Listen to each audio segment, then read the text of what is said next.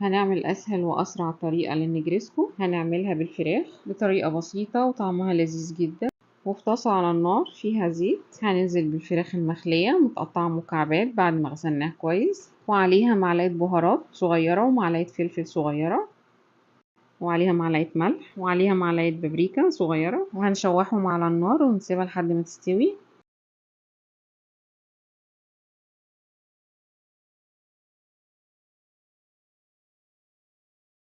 وبعد ما استوت نزلت عليها بطماطم مقطعة وفلفل ألوان وزيتون مقطع، وهنقلبهم تقليبة وخلاص، وهنطفي عليها وهنسلق بقى المكرونة. حلة على النار فيها مية وعليها معلقة ملح، سيبناها تغلي وبعدين نزلنا بالمكرونة سلقناها،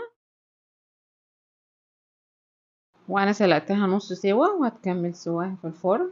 في حلة على النار هنضيف 3 معالق سمنة او زيت، وهنضيف 3 معالق دقيق كبار، وهنقلبهم كويس، وهنضيف عليهم كوباية لبن على كوباية مية او كوبايتين لبن. هنقلب تقليب مستمر لحد ما يبقى كريمي معانا.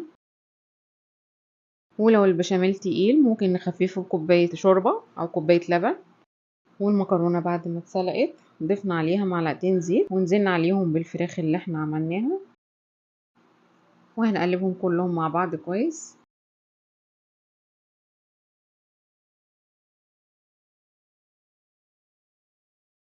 وفي صينية نزلت بشوية زيت ورشيت عليهم شوية بقسماط علشان المكرونة ما تلزقش، وهننزل بالمكرونة عليهم ونفردها، وهننزل عليهم بطبقة البشاميل هنفردها على الوش كله،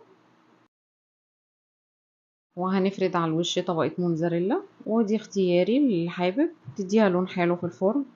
وهندخلها الفرن لحد ما تستوي. وهنا استوت واخدت لون حلو جدا، وطريقتها سهلة وسريعة وبسيطة وطعمها حلو جدا.